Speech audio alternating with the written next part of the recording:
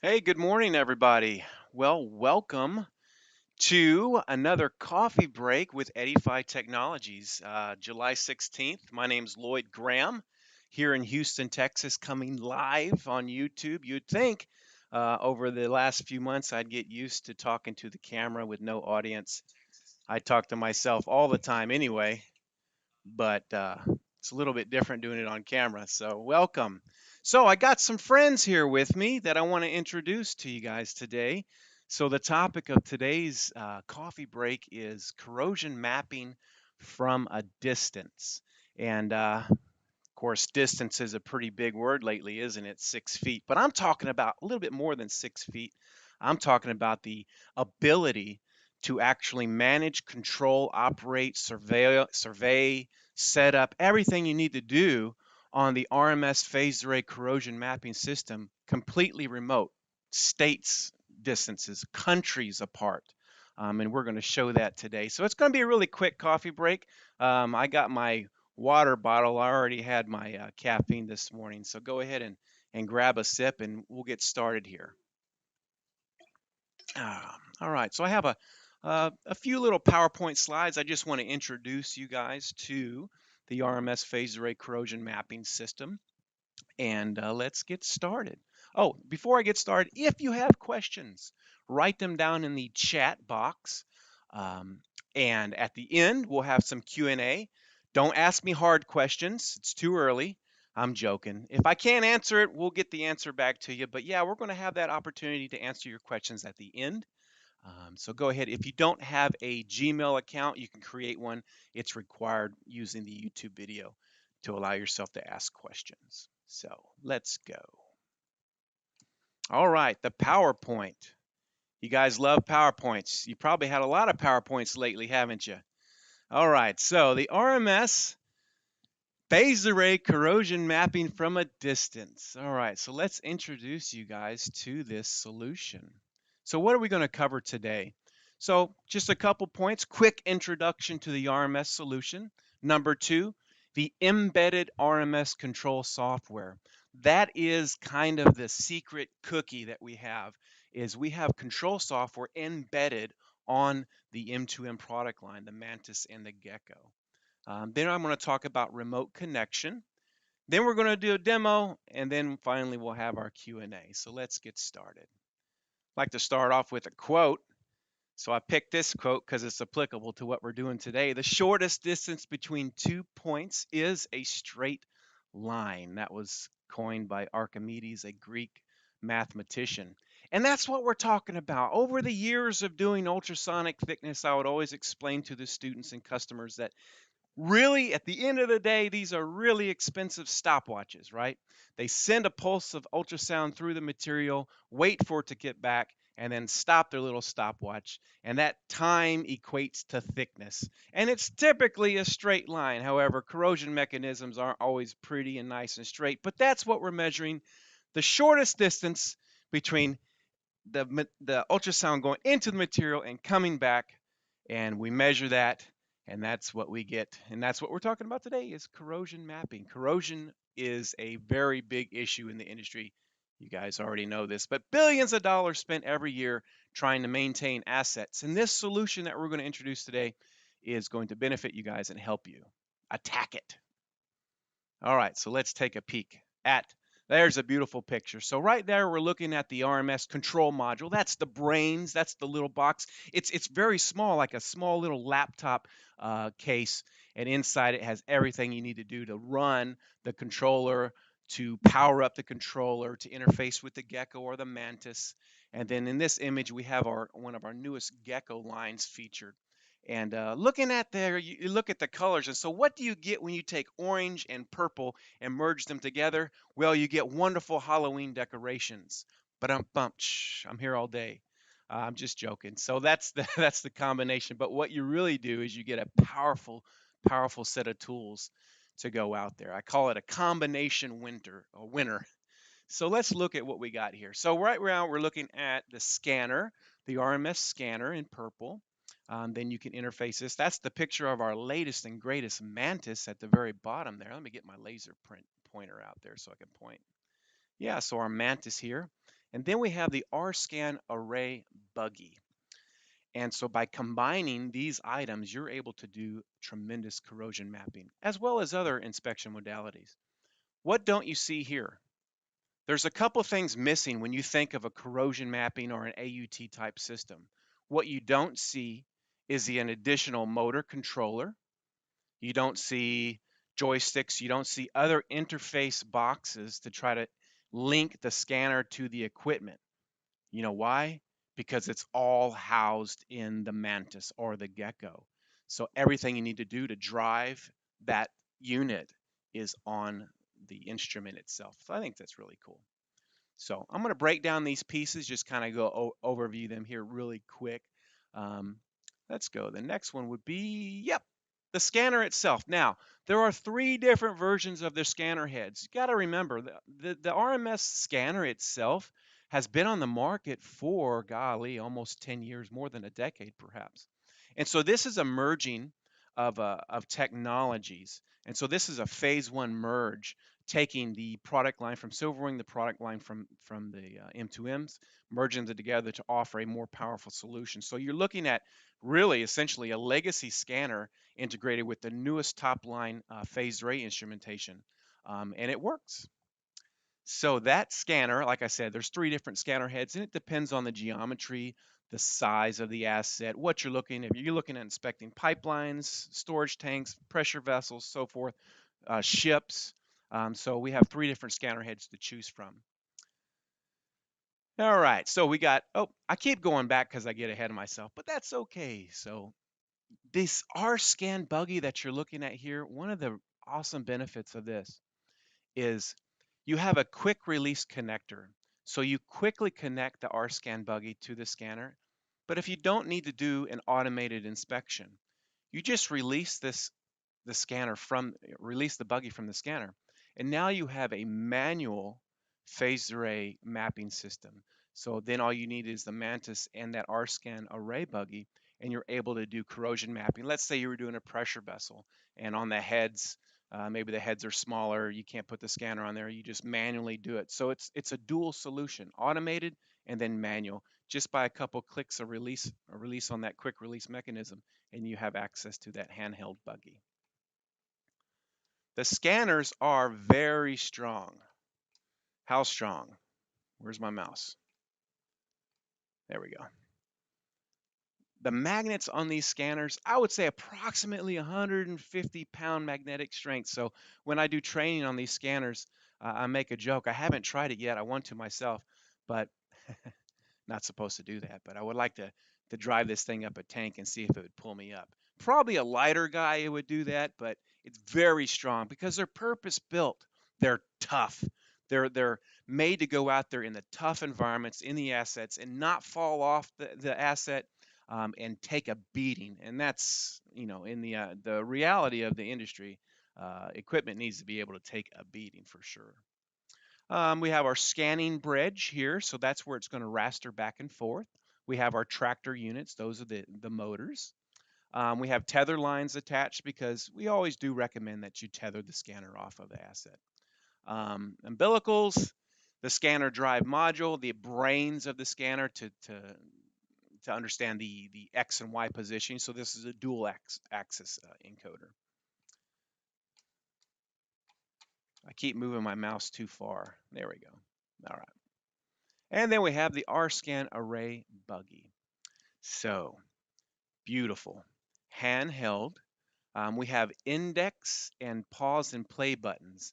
And so this is a one-man operation. You can start the scan, stop the scan, index the scan, everything you need from the scanner head. So you don't need to be touching the instrument once you get your setup created.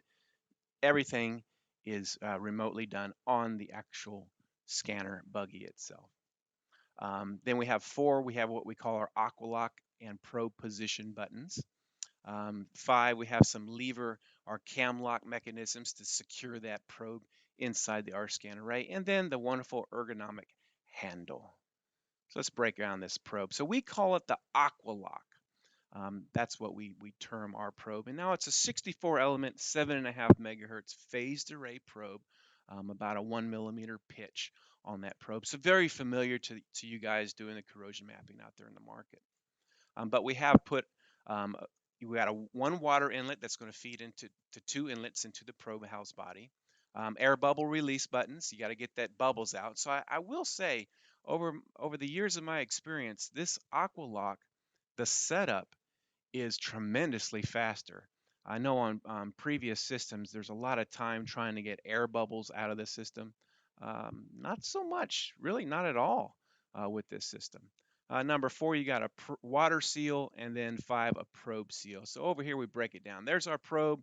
There's our Aqualock box. There's the replaceable foam seal or gasket, if you will, and it does have a Teflon type coating that's in contact with the surface, and so it'll take a good beating. But those are consumable, and the system comes shipped with like 20 or 30 of these, so you just rip it off and replace it as needed.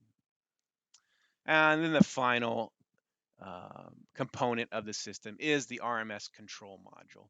So this is the brains. This is everything you need. Takes normal power. You can power other things from the box itself. You have your encoder outputs, your USB input from the M2M or the Mantis or the Gecko, joystick plugins.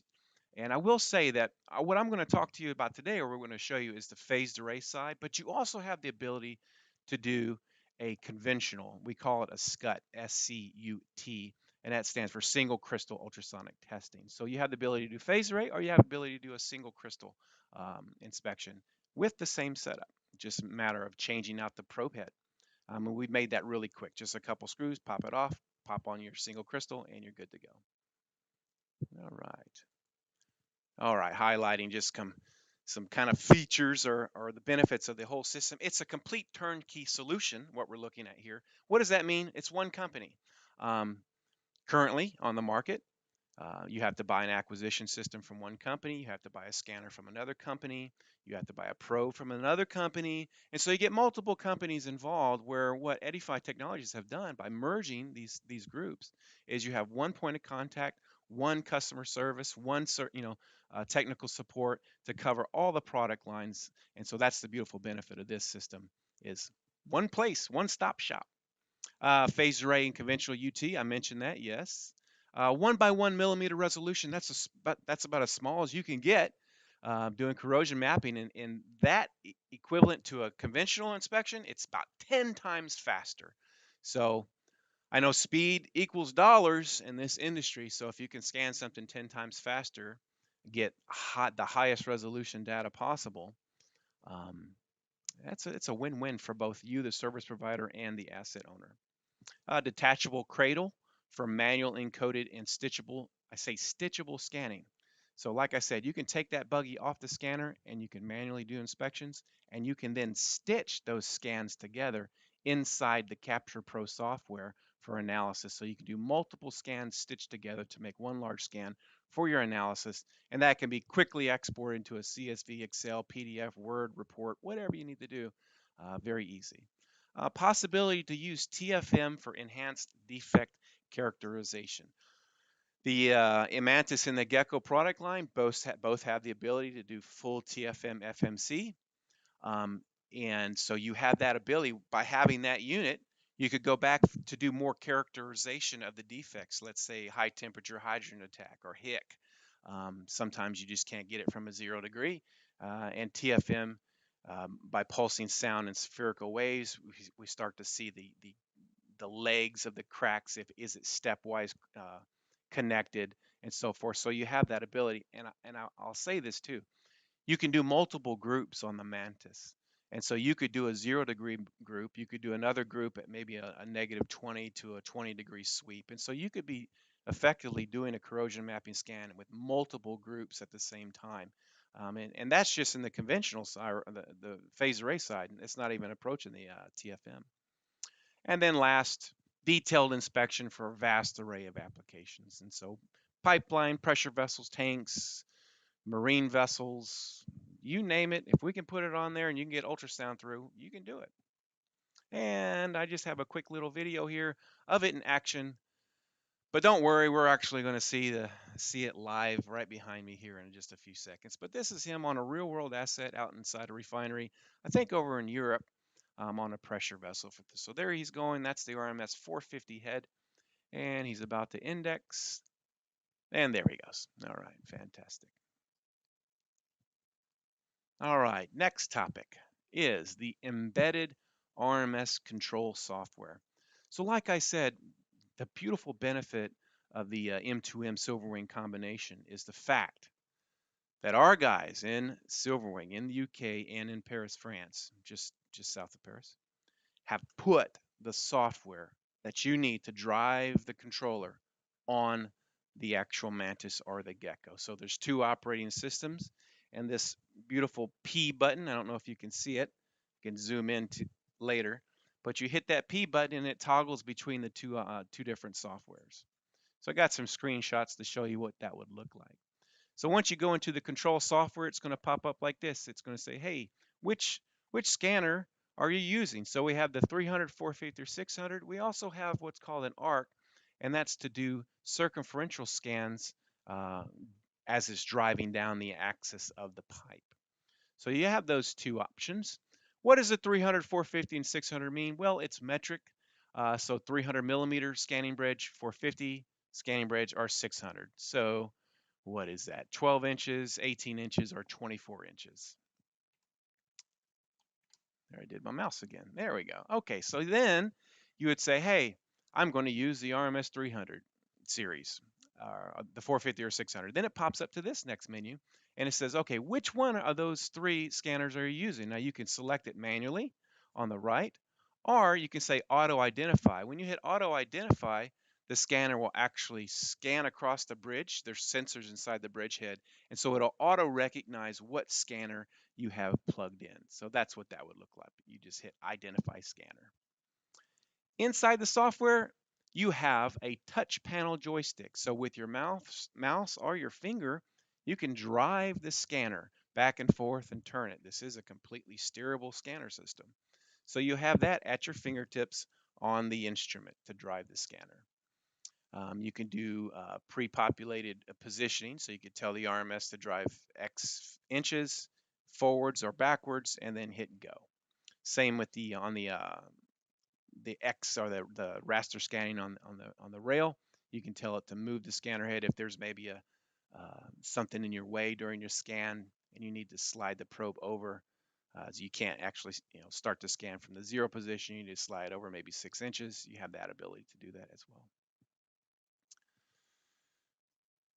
Here is your ability to define your scan. So you have an asset. How do I want to scan it? What's my resolution? How far am I going to scan?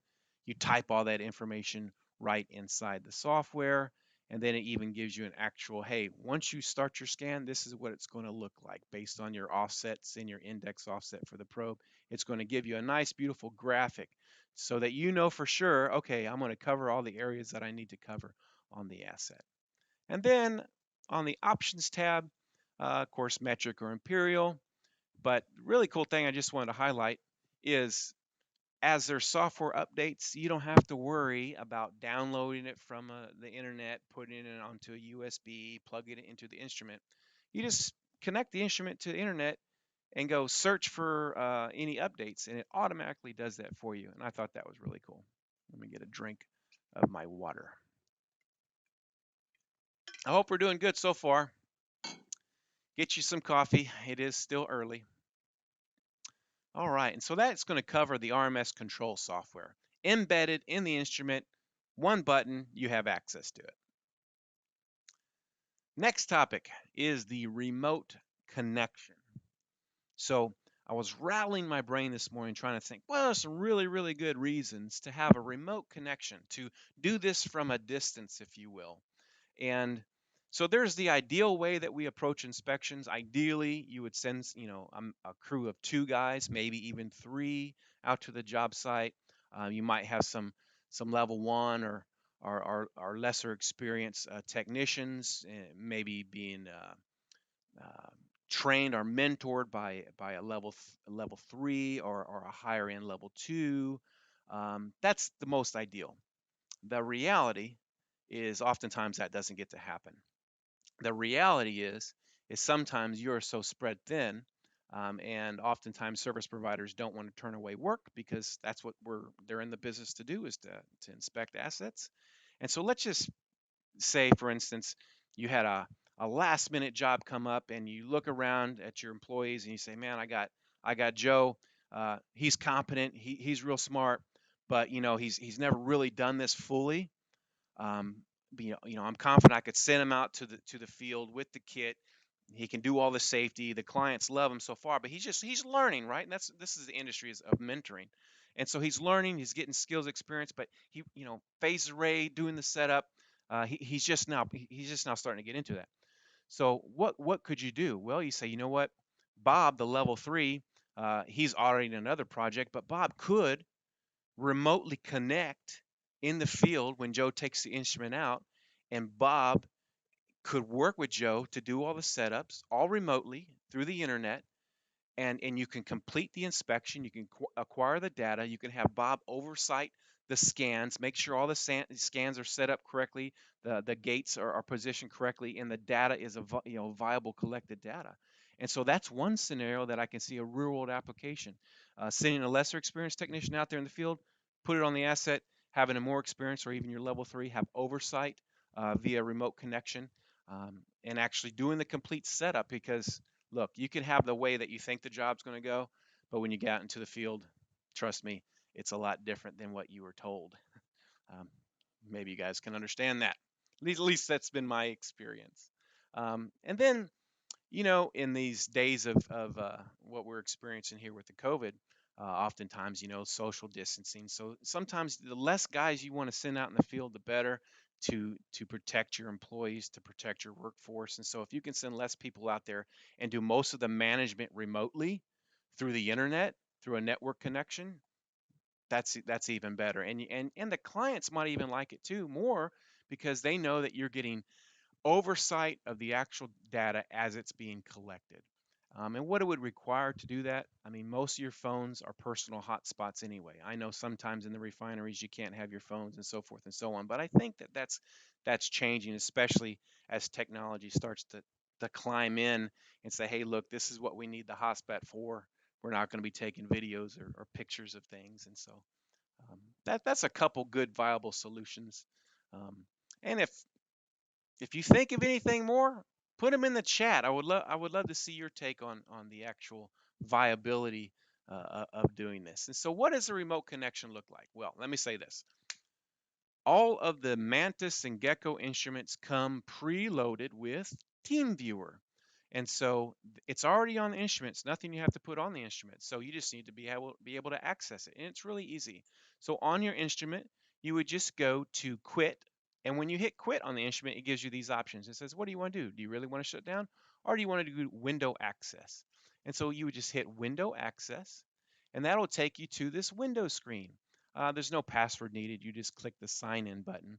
And then you're going to get onto the desktop view, if you will, of the instrument. And there'll be a little team viewer icon right there. And so you just double click that team viewer icon.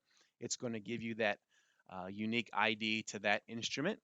And then on the other end, you connect to it, put that ID in. You guys know how TeamViewer works. And then there's a password required, and the password is the serial number of the instrument. So if it's a Mantis, it's Mantis dash whatever the serial number is. Or if it's Gecko, it's Gecko dash whatever the serial number is. Once you connect, you're in. That's it. Once you connect, you're in. You're observing what the user does on the instrument, or you're actually driving the instrument, doing all the setups yourself from the security of your office or your home or your car, wherever you want to be. All right. And that's all I have on the remote connection. Well, actually, I'm going to show you here on the live demo. All right, we're getting close. We're getting close. Next slide. Oh, wow. Dad joke alert.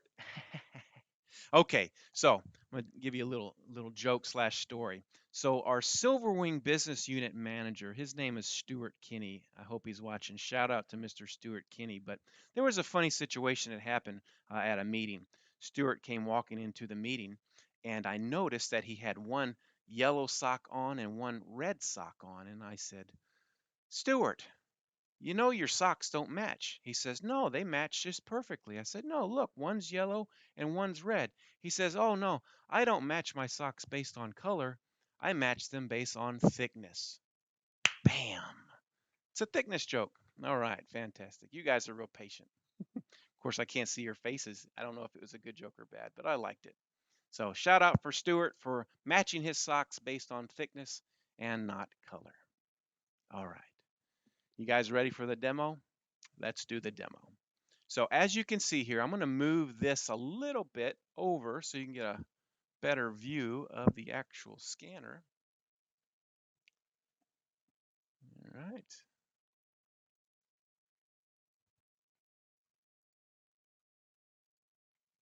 Okay, there we go. Let me zoom in here for you a little bit. Not too much. All right, so as you can see, I got some black curtains here just to kind of make it more professional, but hands free. I'm not going to be touching the instrument. I'm not going to be touching the scanner. I'm doing this all from my laptop, which is not connected to these things via any type of wire.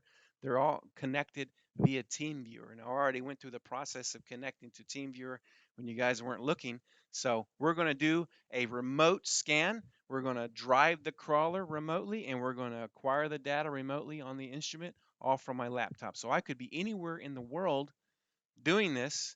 If you had to be anywhere in the world, where would you be? I was thinking about that. I think Aruba. Aruba would be really, really nice. All right, so what are we looking at here?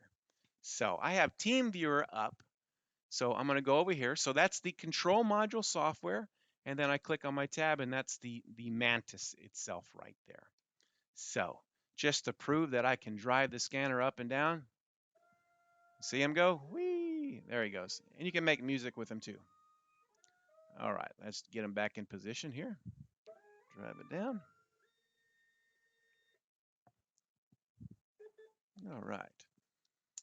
So I already have my scanning, the width and the length and the index offset already pre-populated for what I'm going to do. Once I'm ready, I would just hit Start Scan. But before I do this, how it works is you go over to your Mantis, everything's ready. You make sure your encoders are reset. So I just do that there. So I got 0 and 0. My signals look good, good water coupling. Then I just hit play. So when I hit play, the instrument's ready to acquire data. Go over to my control software and I hit start scan. It's going to ask me a few prep questions. It just wants to ensure that you know what you're doing and everything is set in place. I say, yep, I want to begin the scan. And then we'll switch right over here. And there I'm scanning data. And look, Mom, no hands. And I got a little surprise message there for you. What is it going to say? You do have to read it backwards. Unfortunately, when this plate was fabricated, we didn't consider the fact that when you test it, it's going to read backwards. That's okay, though.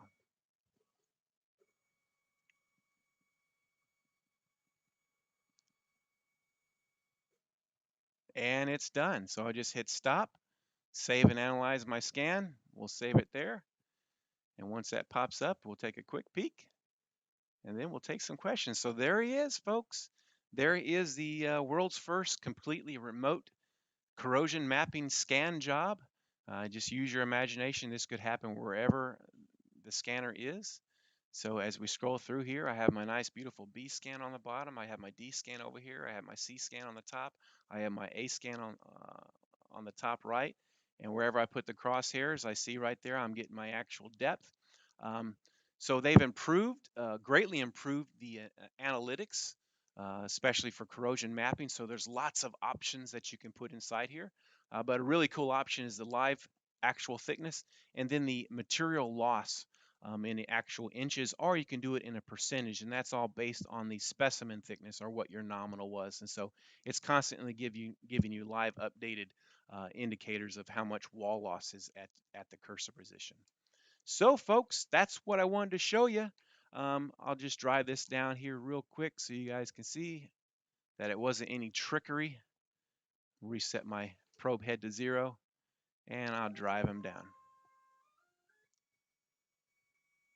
And get ready for the next scan. All right, folks.